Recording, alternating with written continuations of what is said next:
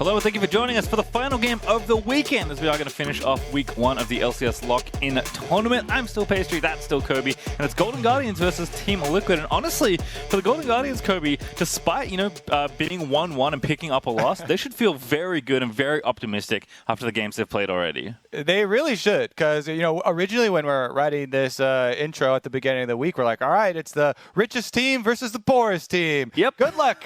But honestly, Golden Guardians should be so proud of their players, of their rebuild. I'm a really big fan of the coaching staff, not just Inero, but also Choo Choos and Spooks, Aaron and Sam. All these guys very proud of their players as they brought up, academy players along with collegiate players, and yet they are already seeing success in this lock-in tournament. People are already getting excited, for the performance of some of these players. It is multiple things. It's individual performances, like Iconic, he's been smashing, but also team strategies. Their drafts coming in and executing on some of these early game plans has really, really paid off for them.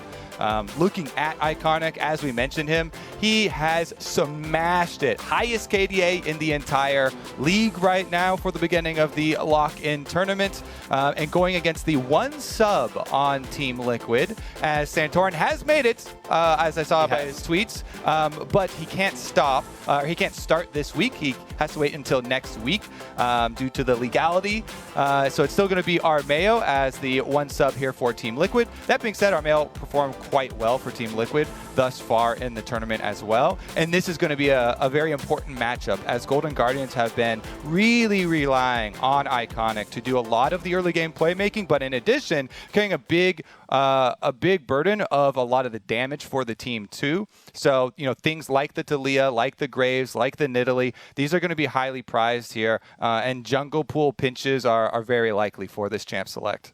Yeah, it certainly seems to be a player that's very comfortable in these sort of positions and this sort of meta. So it's really cool to see such a otherwise unknown face, certainly to the LCS, perform so well. It's funny, this was the player at least I knew the least about of every starting player in the LCS, and he's playing, maybe the best on Golden Guardians so far, a team that a lot of people didn't have particularly high expectations of stuff coming into the tournament, but I believe that has changed. It certainly should have changed at this point here, as they will be up against Team Liquid, who did also pick up a loss today, so not looking for any more of those. In fact, it's the battle to be 2-1 in this particular game, as Team Liquid are going to be on the blue side, drafting up against Golden Guardians on the red. Talia going to get banned. I think that's a smart one, given Iconic's performance on that.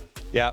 And the team's performance around it, too. This is one of the teams, like I said, Talia has high variance in playstyle relating to player skill, but also team skill in utilizing the champion. She's a champion that really relies on synergies with solo laners, set up CC to make you really get the most out of it. And currently, Golden Guardians have been doing that. There's only one death on Iconic. 25 KDA for himself coming into today. We'll see if he can keep it. The Olaf joins the Talia. So then this leaves up the hinge picks here for Graves versus the double AP of the Nidalee and Lilia options, depending on what type of solo laners that you actually want to go for. Well, answer number 1 is Nidalee on the Team Liquid side, because Galio, Akali, Samira, Olaf, and Pantheon rounded out the other bands alongside Talia. Lilia up, of course. Renekton up, of course, if Golden Guardians want to go that route. Quite a lot of options here, depending on how the teams do want to approach this game. Don't think we'll be seeing that one, Niles. Thanks, though. But you never know.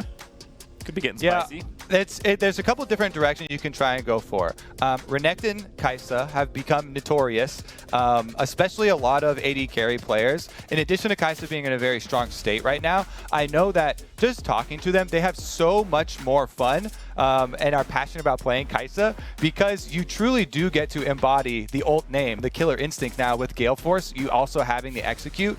It really does put you in a position to make those highlight plays. And Stixxay has done a very good job with all these young players around him thus far in Golden Guardians. I think he's been performing extremely well, which has gone kind of under the radar considering the surprise that everyone else has with all the other players' performances. But this is a pretty good core here. You get your safe Syndra for mid lane and paired with the Kai'Sa. Yeah, I almost feel like Stixxay feels a bit more revitalized. At some point he's changed teams. He was on CLG for so long. He won a title and then did well at MSI and then kind of stagnated a little. Never really got back to similar heights. And on this team, again, he is the veteran alongside Newbie, actually, who's got experience from the LLA, to kind of carry these rookies on the top side through and develop this team, this developmental team that Golden Guardians have. Kobe's cheering for something. He's cheering for Graves. Ivern. Is it Ivern Hover? Oh, it's Ivern cheering for. Because I've been abusing Ivern in my rank climb at the beginning of rank season. I think he's insane right now, partially because he's one of the champions that does rush Moonstone Renewer, one of the mythics that's been getting a lot of attention lately. It is going to be the Graves, though, locked in. And again, we see another one of these Nidalee Graves matchups where it's not an overwhelming advantage in the Nidalee's favor, but it is the slight edge because Graves doesn't have magic resist anymore on True Grit, taken out quite a long time ago. And I do like the setup from Nidalee with a little bit better for the brush control. Considering the overall comp here too, they do have quite a few options. And you can see Golden Guardians don't want to let Alphari have one of these hard carry smash lane champions. I think it's wise to be wary of Alphari right now. This guy has been smashing, picked up right where he left off as soon as he came over here into NA. And Niles also likes to play carries, so you don't want to have to be facing a Renekton if you're a carry player as well. If you want to get your hands on something like the GP again. I know Niles has been known in the past as a GP one trick and has said himself that it's one of his favorite champions and he is the best at it. So we shall see if that also finds its way up here. It's a very measured way of putting Niles' opinion of his own gangplank out there, but I agree. Yeah, he's like, he thinks it's the best. So He is very confident in his Gangplank skills. Let's put it that way, as Yone and Renekton going to be the two bans on the GG side. Two supports, Leon and Alistar, two of the bigger ones being taken off the board by Team Liquid here. CoreJJ has a very deep pocket still when it comes to champions, so he'll be happy. And of course, he already has Thresh, so he doesn't even need to worry about it. Curious if maybe Newbie wants to play something like Rel, which we have seen get banned in a number of games, but not every team seems to play her. Nautilus instead, which has also been pretty effective the few times we've seen it as well. Most notably, Joey actually looking really good on that one. Yeah, and Kaisa Nautilus is one of the oldest combos here, so good at setting up CC for it. I will say, though, playing that into the Thresh, into CoreJJ's Thresh, every game that Team Liquid have played, Tactical and CoreJJ have 2v2 first blood killed the opponent bottom lane. And they have done it, I'm pretty sure, before like 3.5 minutes even in both games. So be very ready. This is actually the Aphelios Thresh though, so it doesn't have the same, all-in kill pressure like, of course, the Samira lane that they ran. But that being said, CoreJJ is playing extremely well. His synergy with Tactical has built up so much that you still have to definitely be worried about that. With the Orianna lock-in for Jensen, definitely not a surprise here. Very, very common matchup into the Syndra. You need a couple of extra points in your W for Orianna to really take control of the minion wave. Early on, Syndra does have the range advantage because your spheres with 800 range plus the extra little AoE of it gets to do a little bit of harassment. Well, if you're wondering, definitely not laughing at Kobe. His points are excellent as always. I just love that Alphari's taking Gangplank here. He's like, hey, Niles, you think you're the best GP in NA? Let's see. Let's see what you got as a counter pick, actually. Oh, on. Really reaching deep for the carries there as Niles got him, go countered. on the tank instead. Honestly, yeah, I do like this look, though. Golden Guardians taking the route of the team fight rather than the 1v1. Niles showing some humility right here versus Alphari. This is going to be interesting, though, to see how far Alphari can actually push, because I do like this top side look for them. I do expect Armeo to establish control towards the top quadrant of the map. That being said, of course, playing off CoreJJ's playmaking ability is always an option for them too, so it's not super one-dimensional. It just does lend itself towards that area of the map because GP can basically grind out gold versus an Ornn. I think the other thing is, like, we've talked a lot about Graves, I think, today and just in general throughout the weekend, and you like Graves, and I think I agree. Like, Graves is very powerful. Gale Force is extremely good as an item, so fitting it into as many champions as you can feels like a pretty good strategy given the current state of the game. But you do need to make sure Graves has enough friends, enough people to set him up, because he doesn't bring anything other than damage really out of the jungle. And I think as far as setup goes for Golden Guardians, lots of different ways in every lane to kind of give Iconic the help he needs to try and carry through the early game. And if Golden Guardians are going to take this game up against Team Liquid, Iconic's going to need to continue to play at the level he's shown already in the first few days. Going to need another 25 KDA out of you. Keep it up. Great work so far, but now you have to go against Team Liquid. Definitely a tall task as they have spent big. Exciting to see how this turns out, too, because as of right now, and with Team Liquid dropping their game earlier, it's just EG at the top of the ranks here as the only undefeated team still left standing. Again, this is just the group stages, though, so it's only going to matter for your positioning moving towards that knockout stage. I think 100 Thieves, though, with their win over TL earlier today, did show, the blueprint for TL is kind of the same it's always been. If you can get ahead early and just keep snowballing, you can beat a team like TL, even though the individual skill and how they convert around objectives, especially mid to late, is so powerful. For Golden Guardians, though, I think a great test about how, how this roster is looking. We've seen the individual talent. We've seen that they are very good at early games and do seem to have some of the older Golden Guardians identity where they want to get ahead early and then convert from there. The old Guardians roster that did that turned into 100 Thieves, who look very good already. And I think, the fact that you've already gotten to this point where you can show the skills of your players, you show you can get leads, and maybe you're still working on the things like team synergy and mid to late game and macroing a lot cleaner, already a great sign here. But again, you have a big test here as Newbie is going to meet Jensen here. Does get the hook down. Iconic looking to maybe move forward, but Jensen's going to move out of the way to relative safety. Interesting. He sacrifices basically 100, now even more HP to stop that recall there for Iconic and Newbie, who aren't really going to feel any sort of that. So Jensen's going to start a little bit down versus a Syndra, which definitely can be dangerous. Both of them chugging Corrupting Potions immediately to try and trade more. I think that does slightly favor Olive here, as he's going to be the aggressor early on. And neither of the junglers is, super frightening as far as bringing crowd control to that setup. So Orion and Nidalee isn't something he's going to have to, hold himself back against, and can continue to try and go for aggressive trades. All right, I was holding my breath for a second because I remembered your first blood stat from TLTV2. Yeah. Oh, we see Tactical and Core JJ on screen. They might be looking to kill. I mean, waiting in the bush, maybe seeing if 16 Newbie would do something silly early on. Trades here for Niles onto Alfari, looking not too bad, but Alfari, ooh, that first grass proc is real medius. Niles is going to look to maybe turn it back around. This is getting close. Alfari going to be the first to hit the flash key, though. That is why you kite back to your minion wave. Range minions early on do so much damage because basically your 1Q as well as your auto attacks is the only calculation that these guys have to take into account. So it's very easy to see the damage coming. And the thing that most often actually swings those fights is the extra minion damage there. So Niles knows that he's got the upper hand, kiting back to those triple range minions, helping him out there. He holds on to his flash, and Alfari has to abort the aggressive play that... Ooh. Nice hook. Newbie going to get plucked out from under the tower briefly by Core JJ, and Tactical is getting this wave shoved in behind LCS right now for 6A, but I imagine that will change as the minions move towards the zoning in. They can pick those up. Certainly are. And Blaze Olive and Jensen, definitely a matchup to keep watch of. It's so far so good for a Blaze Olive. Another big test. I mean, in general, this is, TL are always a terrifying opponent to try and play up against. So if you're looking to test, especially your individual ability, early on in a season, Team Liquid's a pretty good team to go up against. Definitely true. Early teleport does come back here for Alfari after the aggressive trading, just with the longsword refilling his corrupting potion so he can continue to try and play aggressively. I always love seeing Gangplanks try and abuse their passive early on in the lane phase. Should be something that you try and keep up as often as possible, going for that harassment, especially if you can track the enemy junglers. With Armeo spending his time towards the bottom Scuttle Crab, though, and giving up the top one to Iconic, Alfari is going to have to temper that aggression. No flash, no teleport for him.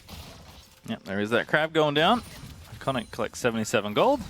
Jensen also walking back to lane soon. Not there yet. The cannon wave, though, is always a nice time to go back, but he used all his mana to, looks like, to reset the wave here. So Blaze Olive will temporarily be ahead in CS, But right now, he's just trying to deny off as many as he can, because knows Jensen wants the TP back right away.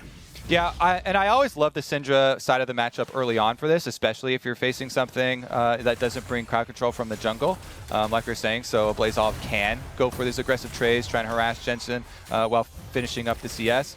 But as you get more and more levels into your W4 Orianna, you get more and more wave control, and that's why the teleport is expended around your level 4, level 5 here for Jensen on his tier back, Corrupting Potion plus Biscuits. He's got lots of sustain for himself, and it's just up to Armeo to keep a little bit of vision on one side and continue tracking Graves to make sure that the Orianna can continue to scale here. Really nice from Jensen there. Knowing it, looking for that recall, just such a nuisance to have it cancelled. So Jensen going to go ahead and do that because Blazov is out of mana. Does have the TP, so probably going to be committing that to come back to the wave, but Jensen's going to get a chance to deny a couple of the minions off as well, as a Blazov does indeed commit the teleport to come back to lane. So and right early there, trading here for the mid laners. Right there, you're creating a situation that doesn't look tense at all because there's no camera movement. You know, it's just him going right back to lane. But whenever, well, okay. Ooh, good hook from Newbie. 6-day forced to cleanse off there. Tactical and Claude continuing to bring the beat down. Ooh, gravity gun after the flay. Means Newbie takes a lot more damage. So just the cleanse down, definitely a low cooldown summoner spell, but keeping them under their tower with the extra minion wave here opens up Armeo, you know, to finish up this dragon. They know with Graves up on top side finishing Krugs, that should be the easy objective for them. Tactical Core JJ have just been so insanely reliable, and getting control over bottom side has such big rewards here. Because there is no Rift Herald this early on. So it's not like you're even giving anything up on the top side. Yes, Alphari does have to play a little bit more cautiously, knowing that he doesn't have Flash, but it's not going to cost him anything as he intelligently just levels his ult, immediately uses it on the wave, and goes for the safe recall. I love that play from Alphari. You know, we always talk about how aggressive he plays lane and his big laning stats, but it's also really impressive how you avoid possibilities of a strong side from your opponents up by you. Knowing that Graves is probably up there since you're overloading bottom side, not overextending, you know, letting Ornn have a few waves of the minions right at his tower, not as big a deal as possibly dying there for the gangplank. So intelligent use already, even though we haven't had a kill yet.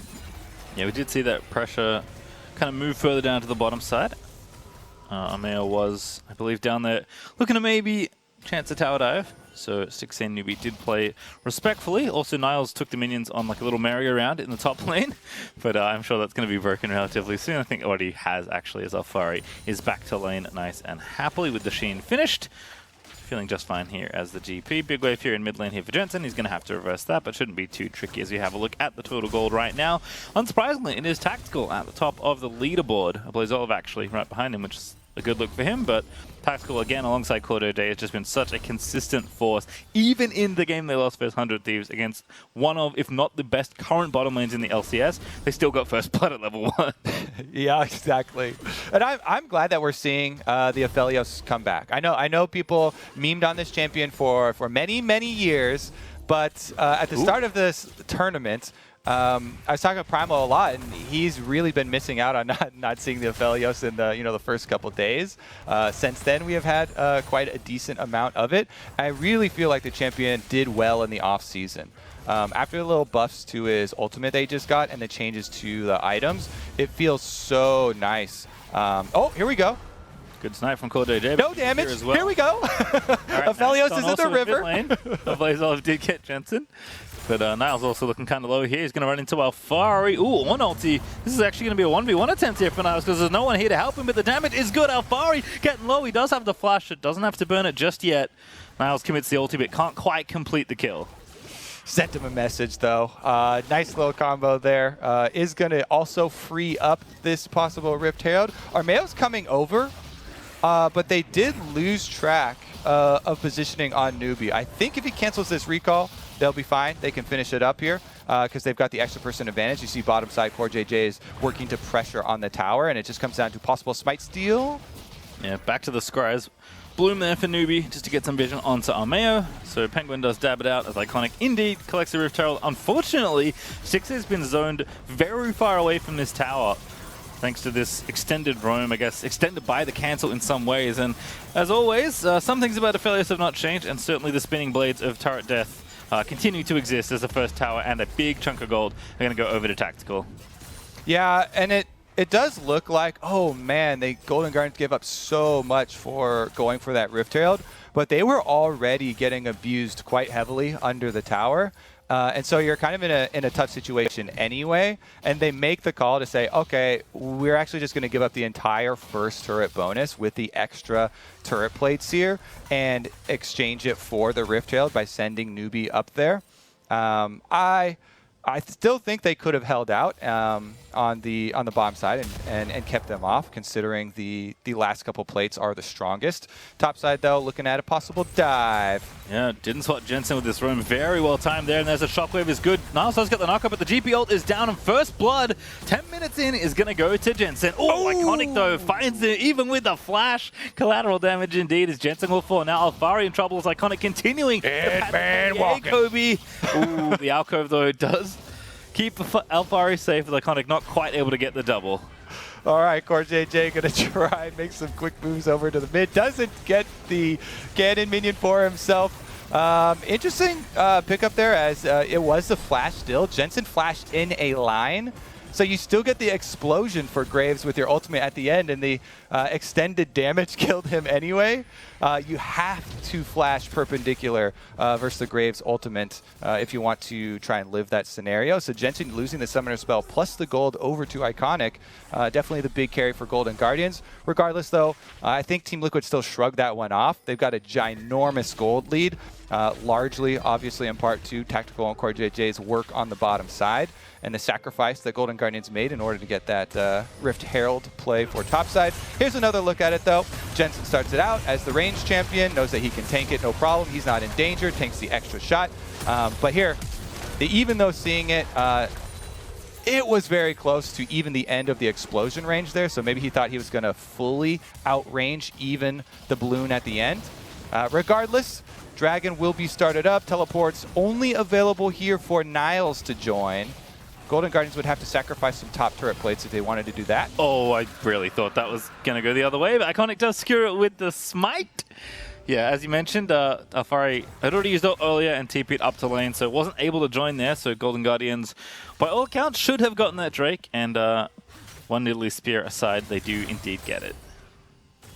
All right, see if Team Liquid can continue to push this ahead, because when your bottom side is taken so early like that, it actually lends a lot of power to the threat with these Gangplank ultimates. So I expect the next one here for Alfari to be saved. You kind of use that cooldown as a threat to your opponents for the side wave control, because you have a lot of options with it. You can either turn around attempted picks on people in the long lane, or you can rush through a minion wave by just GP ulting the minion wave and trying to make the big objective play to gain basically 30 seconds of time where your Gangplank ultimate annihilates the minion wave, allowing you to make the early step, you know, setting up the vision for CoreJJ and Armeo to pull off a Thresh Nidalee possibility for one of those plays. So you see already Jensen pushing up the side wave and the full control here with the deep wards inside the blue quadrant of the jungle of Golden Guardians. Team Liquid really taking away any of the big threats here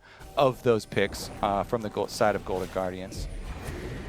All right, well, two things to notice here. As Iconic, actually, it was both of them that I was going to mention here.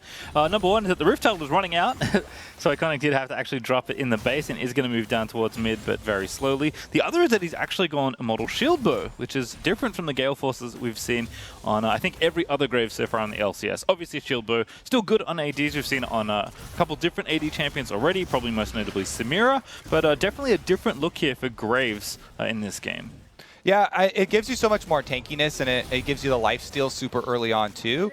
I think he's worried about, you know, possible mid-range damage with the Gangplank. Newbie gonna get sniped perhaps there. The ulti is out from CoreJJ, but he's not taking enough damage to go down. It's Tactical that will get that kill, but Niles is here. They get one. The Shockwave does hit, but Niles finds two with the ulti there as Tactical's forced to flash out of the way. They need to kill the Sephelios though, and they're not able to do so. So Tactical's just gonna rip through the rest of the Golden Guardians. Jensen, the one to secure the last hit, is Iconic battling Armeo here, but Jensen is in support, and even with the shield bow, I don't think Iconic is gonna be able to get out of this one, but still gonna maybe get the middle. It's gonna be awfully close. Iconic, he wants it. He needs to keep the KDA alive. He slides over the wall to safety. A Blaze Olive's in there. Flash R is enough for the kill. Nice and easily as Alfari going to move into the ring. Oh, great barrel chain there. Attack the Blaze Olive. Stun not quite connecting. Alfari going to flash in instead to make sure he can finish off the Syndra. 1Q needed. Barrel is out, and a Blaze Olive surely going to be left for dead here in the alcove, and that is it. Last Q there as Alfari is going to grab the last kill of that exchange. And in scenarios like that, you got to look, as soon as they're chasing someone down, where can they push on quickly? Because there is a lot of standing gold for them to take. 2 outer towers on the top side of the map still standing, so Team Liquid immediately try and push in these waves to get their resets off for themselves, as we do have a Drake incoming in 1 minute and 45 seconds, as well as the arrival of Rift-Hailed number 2 ready. So Alfari just keeping pressure on bottom side. You get the minion wave all the way in, and already the extra control wards have been bought by CoreJJ, moving up here on the Thresh to try and lay the stakes to pick up Rift-Hailed number 2. Alrighty, Jensen swoops in towards the top side of the map. Niles is going to be met here. As CoreJJ also roaming up. Early shockwave there for Jensen to keep him in place. Niles does have the flash, but it's 3v1 here on the top side of the map. Outer tower, not going to save you. Niles too far forward, gets picked up by Armeo. And that's what these early resets off that fight actually gets you. You know, while they're picking up the extra straggler kill, the early recall, CoreJJ comes back out, mobility boots and control wards in hand, immediately makes a play for the team. Nice job there by Jensen setting up with the shockwave, as Niles was getting pretty greedy at that tower, not respecting the recall timer there. Possibly because of the extra time spent on chasing down that kill, but it is going to be off of that. Multiple objectives. One greedy stay here by the Ornn turns into not just a kill, but 2 objectives. Tower plus Rift-Hailed number 2 going into their hands. Well, good placement there by a Blaze Olive to get the stun, but unless they can get the wave crashing in, Iconic not going to get much done here. Oh, I love this from CoreJJ. Aware of this possible situation, just hanging out in Lantern Rage. It's going to be a 3v1, but CoreJJ is here to maybe save the day, and he knows he needs to get in there for Jensen and Golden Guardians, actually. The wave's cleared out, so don't even go for it. CoreJJ actually on the offense now. Shockwave is back and ready to go, but Jensen not quite in range to snag Iconic. And this is such a great example in tracking your opponents. CoreJJ utilizing his mobility boots and resetting immediately after the topside play to go hover bottom. He's 1 step ahead of them. Alfari, though, a couple steps. Base tanking the Graves ult, which Iconic I think mostly used to get away from the impending situation. Niles is ready with his own ulti, but it's only rank 1. Rift-Hailed going to get popped in mid for the ultimate distraction in both the team fight and the attempted Drake take that may be coming up. As Team Liquid playing behind their vision here. Jensen ready with the shockwave as always. TL is going to push forward. The Rift-Hailed not going to get too much done, unfortunately, for her. The Golden Guardians clear it out, and they are going to have some room to move in and try and contest, perhaps, for this objective. Niles does have the ulti, going to let it rip. The Nautilus isn't going to quite kit anyone else, but Armeo does get moved up. Niles is in there. They're going to try and assassinate the enemy. Jungler Niles, indeed, is able to get it. Going to be a 4v5, but Niles now going to be killed off as Jensen with another great shockwave picks off the Ornn. I love that confidence, though. I mean, no ward in the brush here on the side of Golden Guardians, but they know they got the hit on the follow-up CC. A Blaze Olive follows that knock-up with the long-range Syndra stun, and now says, we got him, he's going in. Finishes off the kill. It's now 4v4 at the Drake. Low gravity gun, CoreJJ gets the follow-up hook, and Tactical slays another. And Golden Guardians are going to try and get the dragon and get out of there. Only 1 smite in the pit, and it belongs to Iconic, and indeed the Drake will as well. Iconic also making his great escape. Blast comes out to safety, but Newbie and Stixay, perhaps not so lucky. Stixay, though, with a big outplay, finds the kill onto CoreJJ and then flashes out to safety, and Newbie going to run out of there as well as Jensen trying to chase him down. Jensen, no shockwave, but does have his flash, and the slow should be enough here, but Newbie, off to the wall he goes. Can he live? The answer is no, as Jensen is able to seal yet another kill. And the Dragon is nice for Golden Guardians, but it's not going to mean a whole lot because you look at the game state and they're not going to be in a position to force Dragon stacking themselves. They do have the strong team fight with Ornn and Nautilus, but they're starting to hemorrhage so much gold, so much power to Team Liquid that Team Liquid will have full setup of these side lanes and should be able to control the map, which leads into your vision. Here's another look at it though. I just still like, seeing the fact right on your screen how there is just no hesitation. It's full killer instinct from this Ornn. Niles goes right in, follows up the CC combo for the headbutt. Unfortunately for him, Ornn is not an assassin, is not have that much mobility. So if you flash in like that, then all the ranged carries here on Team Liquid do take him down. Then though, the start here, this is where Olive gets locked up. It is tactical with the gravity snare that's able to make this play for Team Liquid. And just that one snare on the key carry means everything. You lose your mid laner there, it allows Team Liquid to flood in and pick up the extra kills on the back here. Despite Stixxay making that great play and getting the extra kill, which I love, and the escape flashing out, Newbie won't be so lucky. So it's just Iconic and Stixxay that live after the fact, in addition to getting that dragon for themselves. Regardless of how well they were able to try and play the aftermath, the fact that a Blaze Olive got picked off here on the Syndra to start it out was critical and allowed Team Liquid to push right up. Now they've got the 4-1 and they're not going to stop. Yeah, 5,000 gold ahead for Team Liquid. Mid outer tower down, mid tier 2 under fire. Probably not going to last too much longer either here as Iconic. At least keeping the KDA nice and steady. 1-0-2 right now. Oh, I spoke so too soon. I've cursed him. Iconic will be slain by Core JJ. Core JJ with the timing on there. As soon as Jensen Scott, I hit him. Core JJ's hook is already in the air. Right out of your shockwave displacement into the death sentence of Core JJ. Ooh, good interrupt. Killer Instinct in, and that's a great shutdown for Stixxay. Golden Guardians still have life in them yet, but Armeo's starting to hurt with these spears. Yeah, I was about to compliment Team Liquid on doubling Iconic's deaths for the tournament, and yet really good rebuttal. This Golden Guardians team always looking for the counterplay, always looking for a kill for themselves, landing a hook of his own there. Newbie was able to follow up on that one. All right, well, Niles clears this wave out. Jensen's actually been the one side landing for most of this game, but does want to stay respectful with players dropping off of the map. He's got 11 stacks in the book right now as well. Magi very much gold efficient and has the extra speed as well, on top of the Leandries, which of course is the mythic of choice here for Jensen this game. So Team Liquid continuing to snowball further and further ahead. Golden Guardians with some good looks, but they'll need to have, again, putting the team fight to good use here around a major objective. It's not enough to get 1 or 2 picks, even though they do look very nice. And I was this one, by the way. Just quickly on the Leandries, when you're facing the Ornn team, Ornn and Nautilus, I love that too. There's that, what I was talking about though, shockwave displacement into death sentence while Iconic is in the animation of firing off his ult. He can't do anything because that CC chain is just so clean. And yet, W lands here for Stixxay. The Lantern goes out, but as soon as he starts to take the Lantern, a Blaze Olive, perfect timing. If you hit him right as he takes it, he starts the move block here with the Lantern. It gets overridden by the Syndra stun, allowing Newbie to follow that one up. And that's some really clean play there from a Blaze Olive to get a counter kill for themselves. Too bad that it doesn't actually amount to much because they still lose out on the mid pressure as Team Liquid barrels through. Teleport comes in. He wants to make another big play. Yeah, it's a Blaze Olive hit. Niles also ready with the ulti. There it goes. The on-horn is blown. Who's the pick? It's going to be tactical for the look, but Armeo, the only one to get CC'd up. Core JJ again ready with the clutch lights. Has the Lantern out to pluck tactical back to safety. And now they've got priority on mid. Should be able to answer that tower.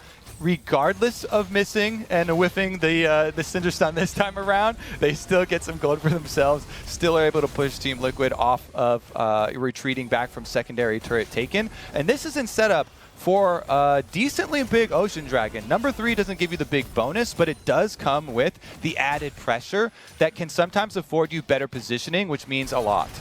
Oh, good hook again from Core JJ. Now it's going to be forced to flash out. Charges off to safety as well. But Alfari busy split pushing in the top side of the map with the Hydra and the Divine Sundera. Someone going to have to go and answer this, and Golden Guardians going to make a real iffy trade here for this Ocean Drake. Yeah, I like the macro here from Team Liquid. They're going to say, okay, you want to go and set up your Ocean Soul? Well, we're going to give you 2 decision points. Baron or top inhibitor turrets. There's no jungle here. They have to go. CoreJJ, they're going to almost get the hook.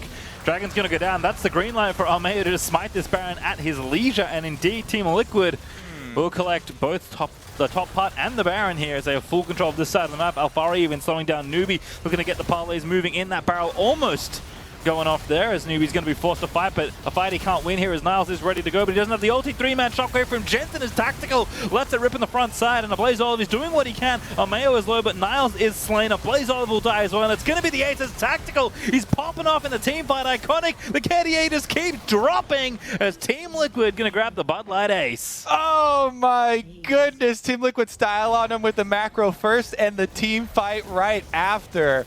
Everybody from Golden Guardians finds a quick path back to the fountain, and Team Liquid will find a quick path to their second win. Looking a lot cleaner here as Golden Guardians outmatched, I think maybe as we expected, but still had some good moments. But it's Team Liquid all day here for this game at least, as they'll take down the Nexus Towers. Newbie just going to Hex Flash around the world just for some funsies. Not nearly as KDA-minded as Iconic perhaps there, as Niles is ready with the ulti. Never sees a fight he doesn't like, but you have to love from any team. As Golden Guardians, they'll keep them out of the Nexus for now. That's a good stunt onto Tactical. They need to finish off the job, but can't quite do it just yet. An actual 3v5 with super minions, and the Baron as CoreJJ can do no wrong. Plucks a Blaze Olive out of the sky and gives Armeo yet another kill as Iconic going to try and defend the Nexus this time, but I don't think it's possible. Golden Guardians doing what they can. They're pulling minions away. They're trying to taunt Team Liquid away from this Nexus. Dixie going to make a big play, but the shockwave onto himself from Jensen lets him live with a sliver of HP, and Iconic continues to rack up death as Team Liquid are playing with their food. Newbie in the fountain is going to get pot shots fired in, but ultimately Team Liquid will do what we expected and pick up their second win of the tournament. 25-23. It's still ticking. Keep going. I was trying to get a good end game clock there. Regardless, that is going to be an end to our weekend, our first weekend of the LCS Lock In tournament. Ton of fun here. We've seen so many stories evolving. You know, some of the big stars coming over, even struggling early on. A lot of the rookies having breakout performances. So I'm definitely excited for week number 2 here to try and follow up. Golden Guardians do drop this one. Regardless, though, I think they've had a really good showing as everybody placed them hard 10th. And they had really competitive games in the first couple that they had the first couple of days. This one, though, Team Liquid just took care of business. Yeah, like you said, you know, the money mountain versus the, you know, I guess just the wallet you find on the street that maybe has a couple bucks in it. Like, it was going to be an uphill battle regardless for Golden Guardians, but I think they did show some promise here in this weekend and even in this game. But Team Liquid continuing to show that they are one of the best, a super classy team, and looking scarier than ever. And I just have to keep saying it every time we watch Team Liquid play, Kobe. Like, what can't CoreJJ do? True. We're going to have to put him to some tests here. I feel like this could be a spin-off series. League of Legends. This will be a spin-off series where we think up these crazy tasks for him to try and pull off. And CoreJJ still manages to do it. Honestly, he's got one of the best stories. I love how he came over to NA, learned from Kiwi Kid, had a role swap, went back to Korea, won a world championship, and then came to his real home. Yeah, I think also like some just good moments. Jensen still looking like, hey, by the way, Orianna's my most played champion of all time, and I'm really good at it. Blaze Olive again, like tried to tussle in the lane, but I think Jensen just too aware, too intelligent with how he's playing with his teammates, and also just extremely accurate with every shockwave. And Alfari, it wasn't like maybe the big carry GP game we would have wanted, but still looking clean as ever, and like he's meshing with this team maybe faster than we could have expected. So a great effort across the board for Team Liquid, and a very classy looking win for them there. But with the weekend's games wrapped up, it means we have to award our first MasterCard Player of the Week. And for the kickoff of Lock In, that accolade goes to Evil Genius's Impact. Honestly, Impact has been a beast. A lot of these big plays. Renekton, everybody will be remembering some of these ones. Heals right back up to full. He has done so much because a lot of times, especially at the beginning of the year, Impact gets kind of relegated and people talk about weak side player. Yeah, he's great shot calling, he's great tank player, but they have not shied away from putting him on Renekton, on carry top sides, and he has rewarded them. The tournament buff for Impact can be applied to beginning of season tournaments just as well as it can be applied to playoffs later on, and he has hit the ground running. Really strong performances from him and the rest of this Evil Geniuses team. I want to give a quick shout out as we're talking about them to Deftly, because he received a lot of criticism when the lineup was announced and has performed quite well alongside Impact, who definitely deserves that and led the way. Yeah, look, we'll probably say this story 1,000 times at this point, but I think it is worth reiterating, especially since Evil Geniuses are the only team left without a loss in their tournament so far. Impact and Igna would have been much bigger news if, like, Alfari, Soda, and Perks didn't exist, I suppose. But I think Impact showing that, hey, don't forget the players that have been around for a while that have continued to perform at the top level in North America, because Evil Geniuses and Impact especially more than deserving of that Player of the Week. Definitely true. And crocodiles are not lizards. We'll classify reptiles from now on. Everybody will follow the new guidelines. Don't worry. We'll make That's sure. something new every weekend. Have to love it here on LCS Lock In. After the break, though, we're going to wrap up the day and hear from Caller JJ, so don't go anywhere.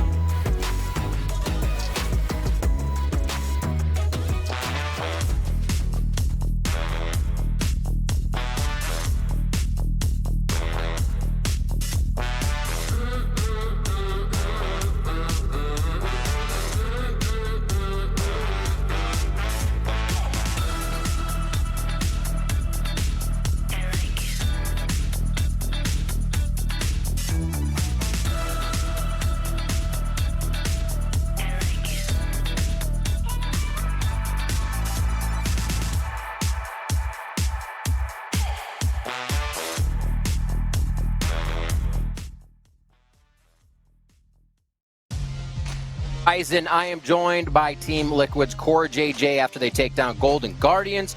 Core, it looked all too easy this game, a little bit more together here towards the end of the week. How is the team feeling at 2-1 against the expectations of coming in? Honestly, we expected 3-0, but I think you know, this is like advantage of group stage. You can lose one game, but we kind of want to use it. I think we learned a lot from the first game. I thought we could win, but I learned so many things. Think so far so good. Like, Absolutely. And looking at that first game, what are your kind of thoughts on the strengths of 100 Thieves? You say you could win. What was the back and forth there that made it so 100 Thieves came away with the W? yeah, for 100 Thieves,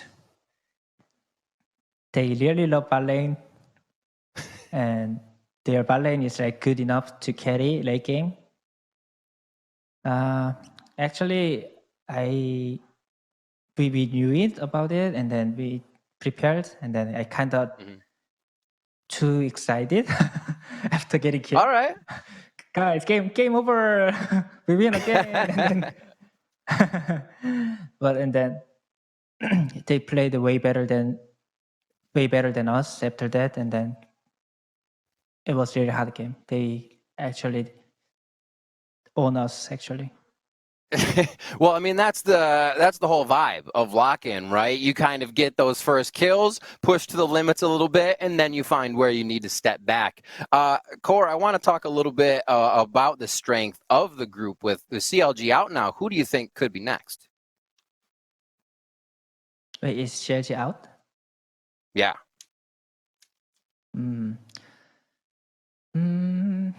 I think So that's going to be TSM, 100 Thieves, Golden Guardians, Team Liquid. only 3 team advanced.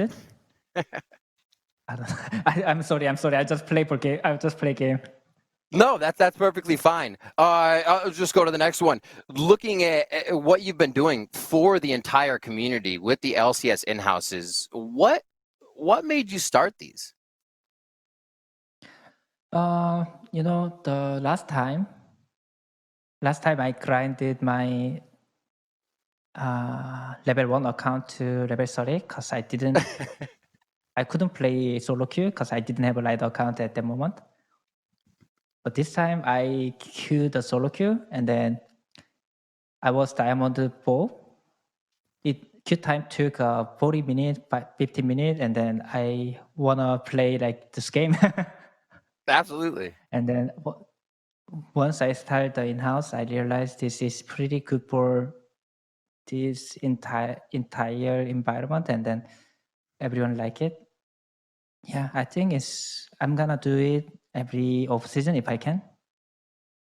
That's amazing because I think it helps everybody build up and everybody looks up to you as well in the league to just make something so great that they can build off of. Looking at how the team works now, Core, as I got a few more questions for you. With Alfari on the squad, is communication changing? Is it staying the same throughout the game, or does it go back and forth, or is it a team effort all the time?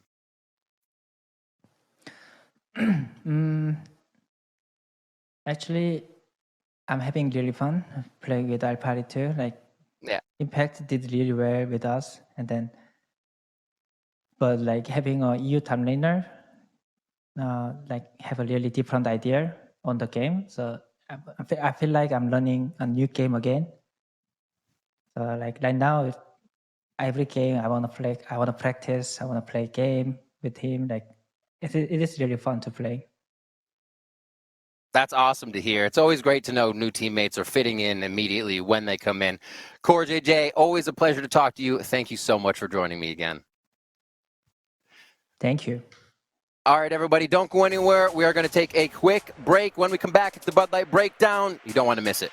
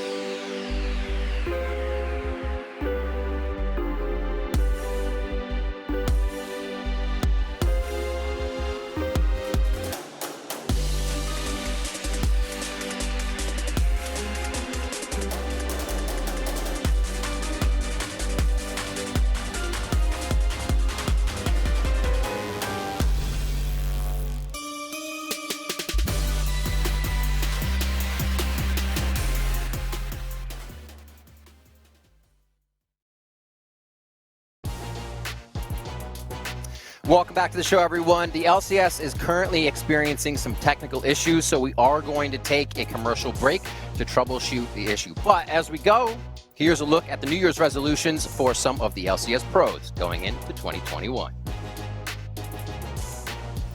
I feel like when I make my New Year's resolutions, I feel like I'm good about it for a couple weeks, but they start falling off. So instead of just having a New Year's resolution, I'm just making sort of personal goals on being a better player, and not only that, but also like having a healthier lifestyle. Just to be like, get out of my comfort zone more and do more things. Trying to hit the gym, get bigger, and then I think for LCS, just trying to do really well, regular split, and maybe go for the MVP. I've been trying to like eat healthier and exercise more, which is something that I haven't been doing since I started playing League, but I'm not very good at it.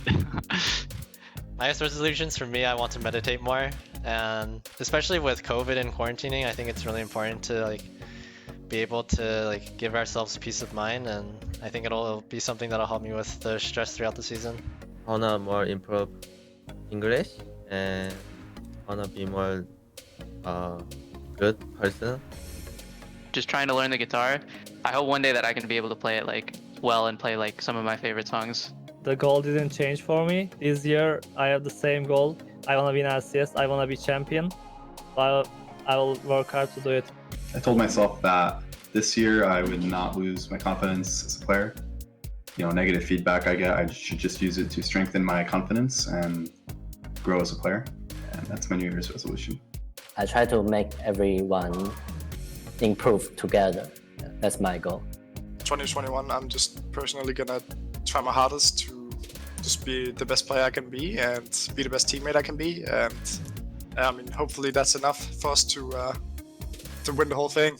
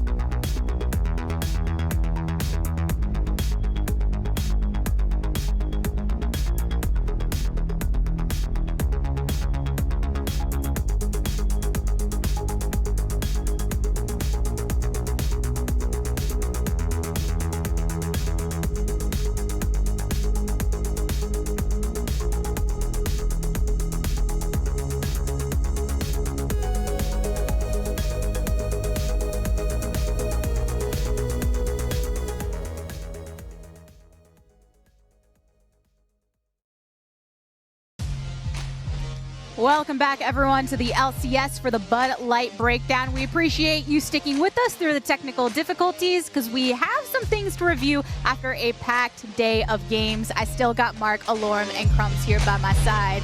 It's been a bit, but most recently, game number 5 between Team Liquid and GG went down. Team Liquid definitely proving why they're at the top of a lot of people's sites.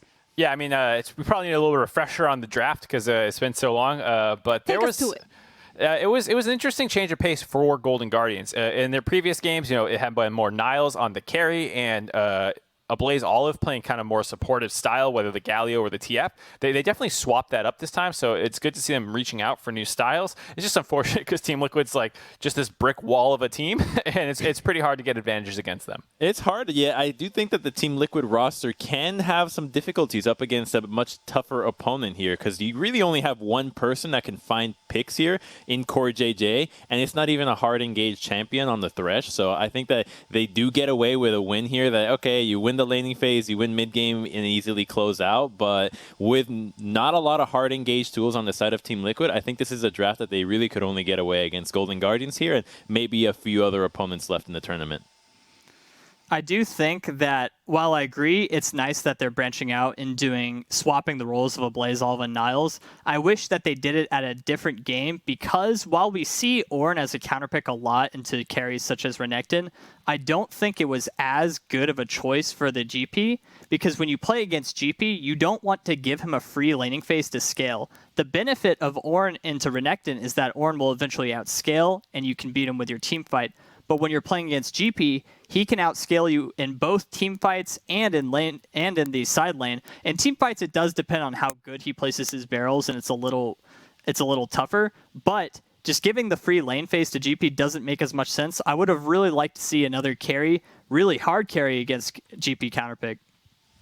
After seeing Ablaze Olive on the TF and Galio trying to enable the rest of the team, you love to see a bit of a different style here at the Lock In tournament, but definitely it takes some work because Crumbs, when you're going against Team Liquid, they definitely know how to handle themselves in the team fights. Yeah, the team fights for Team Liquid is what they have been crafting their identity for years now. It almost feels like they could have new champions and it's still where they're looking for these fights. And I feel like so much of it has to be the fact that these fights are all starting from Core JJ, who has not skipped a beat with the offseason and just maintaining the tempo of practice, getting with these scrims and playing as a unit here. This is a nice little skirmish, but this was the display of the shield bow from the Graves that did a little bit of work, but just not enough to take the 1v2. Yeah, pretty scrappy fights all around. And like you're saying, a lot of them are starting on Team Liquid's terms. When it was time for Golden Guardians to kind of pick their own shot, they didn't have the cleanest engages. It's like one's going in, then the next is going in, not great target selection. And TL are just so great about punishing that. Their comp is an incredibly good reactive comp where Orianna can ball people, the GP can drop his ult down. And I thought, it's a pretty high barrier of execution for Golden Guardians where you're going to get outscaled for the most part. It is somewhat close, but probably still on the side of Team Liquid, and then you have all these reactive tools to kind of fluster you when you start trying to make your own plays. It's been noted by the casters and the analysts how Team Liquid, despite the changing of some players, Alorm still have that style that shows it's really difficult to trip them up, and if you give them any opportunity, they're just going to be able to run into the rest of the game. Yeah, TL has shown, and I really liked in that game how Jensen was not afraid to just blow his shockwave on one character because immediately after that, you can see it followed up by either an Aphelios snare or by Core JJ's hook, and all it takes is one pick for TL to get an advantage because with GP's side lane, it's so easy. We saw in the late game, the macro, he was at the top lane turret while GGS was kind of panicking. They didn't know what to do. I saw a lot of spam pings on Dragon while TL was not only taking the inhib, but also the Baron. It was definitely one of those situations where you could tell which team had more experience in those late game situations where it's like, okay, you want to trade Dragon and contest the Baron while sacking top turret?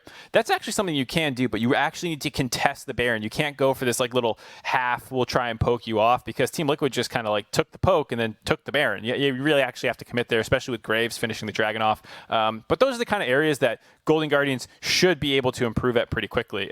Those are the areas where they have the most ground to make up. So I'm excited to see where they keep going from here and next week in the Lock In tournament.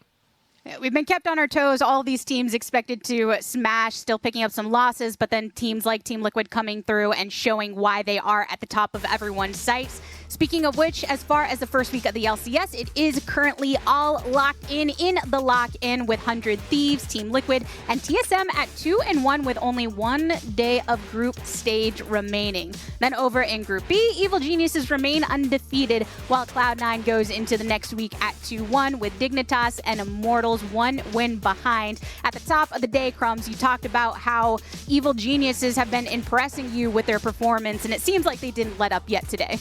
No, not at all. They still got that third Renekton game to show that Impact can be an absolute monster in the top lane, but seeing them be still the top dogs here is really exciting because of Cloud9's performance today. Cloud9 actually returning to what we thought, hey, this is a real performance from these calibers of players, now against an Evil Geniuses that is actually looking very competitive. It makes Group B really exciting for me, as Group A is a little bit more decided.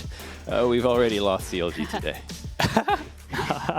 But we will be returning with a bit more of our group play when it comes to next week for week 2 before we end up heading into the best of one, or the knockout stage rather. The day is going to kick off with Cloud9 versus Dignitas. Then we got Golden Guardians trying to take down 100 Thieves with 2 more matches around Game 4, which pits Team Liquid opposite of TSM. Lauren, when it comes to that match between Team Liquid and TSM, after we've seen them both kind of warming up into this lock-in tournament, how excited should fans be?